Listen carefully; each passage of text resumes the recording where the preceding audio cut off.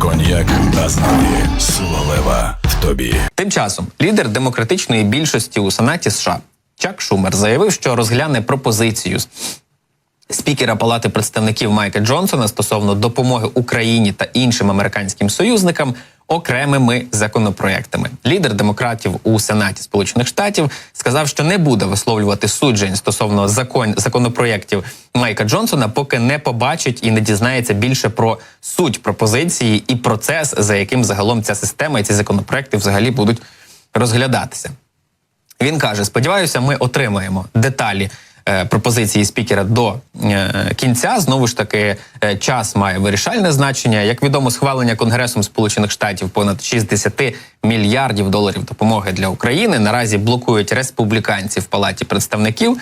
І на цьому фоні Майк Джонсон ще в понеділок представив 4 окремі законопроєкти щодо допомоги для України, Ізраїлю, Тайваню і йдеться там також про пріоритети національної безпеки. Джонсон оприлюднив свою пропозицію під час закритої конференції Палати представників Республіканської партії.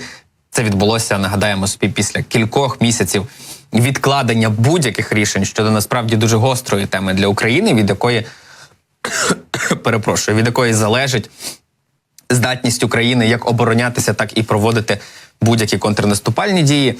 І загалом, за словами 2 законодавців від Республіканської партії, які були присутні на зустрічі, план полягає у тому, щоб перемістити 4 законопроєкти під одну процедурну норму, яка би дозволила внесення поправок.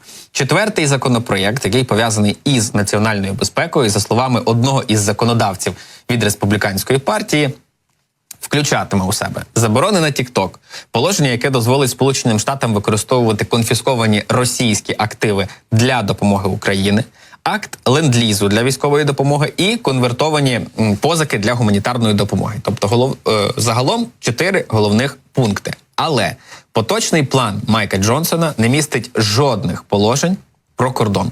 І за словами представника Республіканської партії Кевіна Херна, це може викликати опозицію серед консерваторів жорстких, які стверджують, що будь-яка допомога для України має обговорюватися і поєднуватися із законодавством про безпеку і вирішення ситуації на південному кордоні в Сполучених Штатах. Тобто вони не затвердять пакет допомоги для України, якщо в ньому не буде допомоги також на американо-мексиканський кордон. Ми знаємо цю ситуацію, бо ми вже її проходили. З того почався проєкт на 60 мільярдів доларів, який завис через розбіжності у цих поняттях.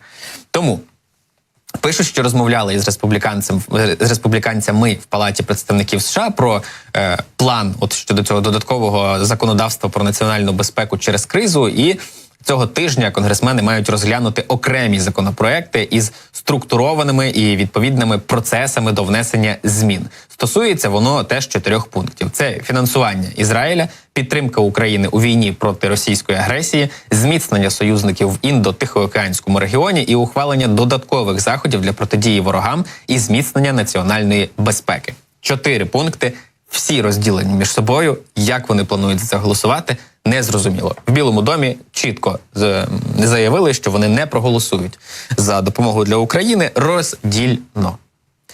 Тому будемо спостерігати за тим, як відбуватиметься цей процес, тому що комітет із розвідки у Штатах закликав схвалити допомогу для України вже на цьому тижні, тому будемо, зрештою, моніторити цю ситуацію, тому що як воно розвиватиметься на цей момент, насправді, не ясно.